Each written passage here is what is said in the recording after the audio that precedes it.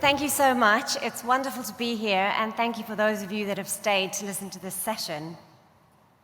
Here are my conflicts of interest. So as we've heard many times at this meeting, we have 38.4 million people living with HIV in 2021, 75% of adults and 52% of children having access to and being on treatment. And it's really important to say that in order to get to zero, we're going to need to have modalities that are acceptable and possible for everybody to take. And this is where long-acting therapy comes in.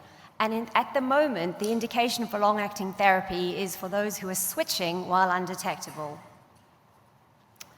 So as we know, and we've heard from several different sessions, we now have cabotegravir rilpivirine.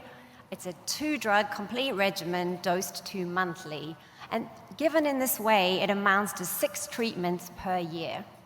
And what we see is that it's come into international guidelines, in the European guidelines, the DHHS guidelines, the IAS guidelines. However, it is not universally available, and this is a very important point and a very important concern. So in terms of efficacy, I'm not going to belabor the point in terms of what we already know prior to this meeting. We know that non-inferiority has been confirmed for the Q8 and Q4 arms out to week 152 in the Atlas 2M study, which compared 4-weekly to 8-weekly cabotegravir rilpivirine. So what I'm going to do for the remainder of the talk is I'm going to cover the real-time coverage from this meeting and talk about what's been presented and what it means. So at this meeting, the Carousel study has been presented. This trial is an implementation study which is being conducted in 5 countries in Europe with 430 participants. Here I'm showing you the virological response at month 12. You can see 87% of people with virological success and a 0.7% of people experiencing confirmed virological failure. So successful in a less regimented trial than a phase 3 trial, which is good news in terms of this regimen. So I'm going to give you some thoughts on confirmed virological failure and resistance, because this is a very important topic when it comes to this combination. So I'll start by looking at confirmed virological failure at week 48 and beyond, how we can try to predict and work out who may experience confirmed virological failure, and then talk about treatment after virological failure, should this happen. So at week 48, across the phase 3 trial program, what we saw is that the confirmed virological failure rate was 1%, and the resistance, when it occurred mainly to 2 classes of drugs, with the mutations that I've listed on the slide. What was done in order to try and understand how to predict when this may happen was a multivariable analysis. And what was identified is that there are 4 important factors, 3 of which can be identified at baseline. They are baseline rilpivirine resistant associated mutations, which is the strongest predictive factor, the A6A1 subtype, the BMI greater than 30, and then something that can't be predicted at baseline, the week 8 rilpivirine trough concentration. And what's been shown is that the most powerful predictive model is when you have 2 or more predictive factors. So in terms of the Atlas 2M at 152 weeks, let's think about this in terms of this model. So what we saw is that 13 out of 1,045 people experienced confirmed virological failure, 11 of whom were in the Q8 arm, 2 of whom in the Q4 arm. All of these participants received their injections on time within the 7-day window. 10 of the confirmed virological failure events occurred by week 48, and 6 of these had more than 2 baseline factors. 2 of these events occurred beyond week 96 without 2 or more baseline factors. So let's move to the Carousel study and confirmed virological failure reporting. So through week 48 of the study, of the 430 participants, 1 participant developed confirmed virological failure. This participant developed 2-class resistance, and what we saw is that rilpivirine RAMs were present at baseline, and the BMI was on the border, it was 29. There was another participant who had suspected virological failure, who developed NNRTI resistance only and had a baseline factor of a high BMI. Both received injections on time. So if we look at this visual, which shows you the timing of confirmed virological failure across the phase 3 trial program, what we see is that the preponderance of virological failure events occur prior to week 48, with very sparse numbers of events occurring distal to week 48. And this is helpful as a clinician in terms of what we can say to our patients who are going on to this combination.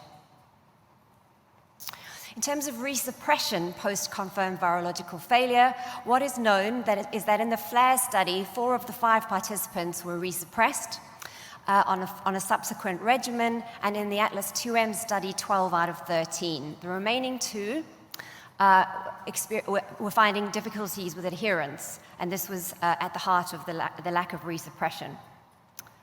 Considering the use of the oral lead-in, in terms of the FLAIR Week 124 study, what happened in this trial is that those participants who originally received the oral comparator were given the opportunity to move over to long-acting cabotegravir pivirine at the week 96 time point. They were given a further choice, together with their doctor, to select whether or not they chose to go forward with or without the oral lead-in. This was because the FDA allowed this choice to happen because of the relative absence of any events of concern during the oral lead-in period across the phase 3 program. And what you can see here is that the efficacy outcomes were almost identical, and the pharmacokinetic properties were also very similar.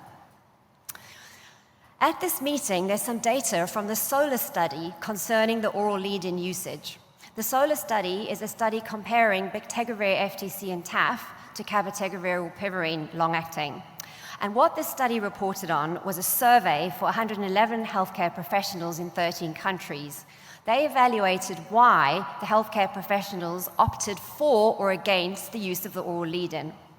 What they found is that 53% of the investigators preferred to go straight to injection, but 32% preferred to continue the oral lead-in.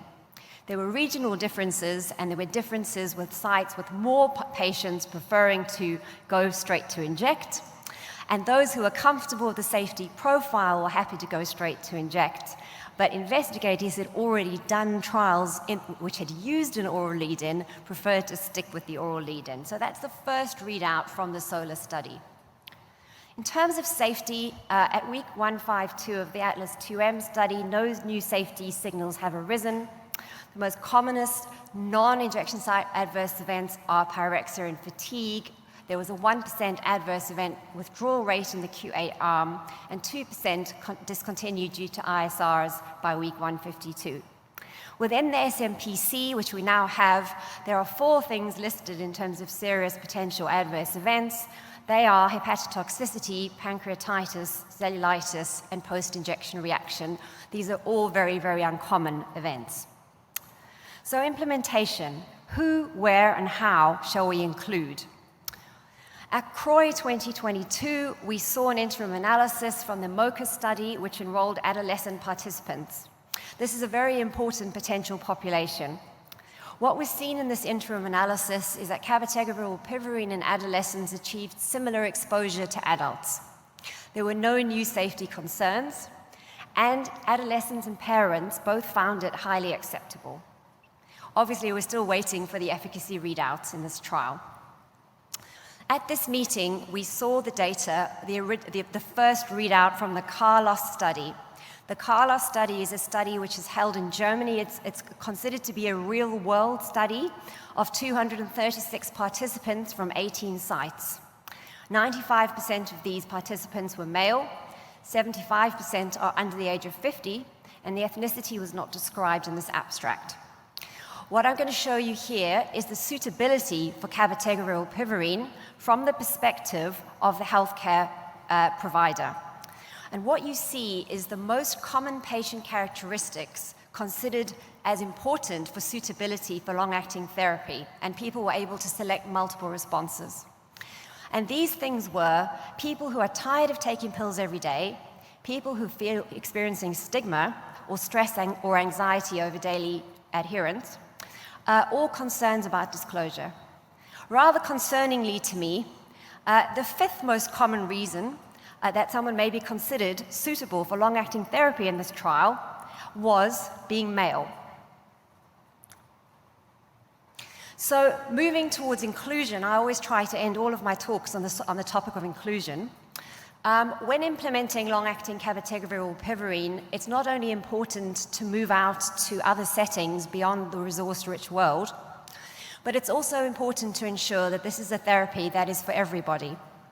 So in the UK, we are doing a multi-site study, which I'm leading. It's an implementation study, and the study will be assessing where to give the therapy. The first 6 months will be given in the clinic, and the second 6 months will be given in the community at a site chosen by the investigators.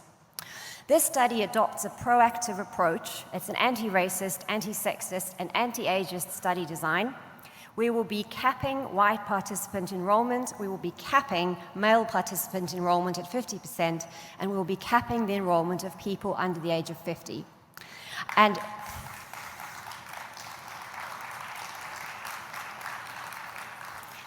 thank you. And we'll be doing our absolute best to ensure that we actually achieve these targets. It's absolutely important that we move from grandstanding and talking about inclusion to actually adopting a very proactive and hardline approach.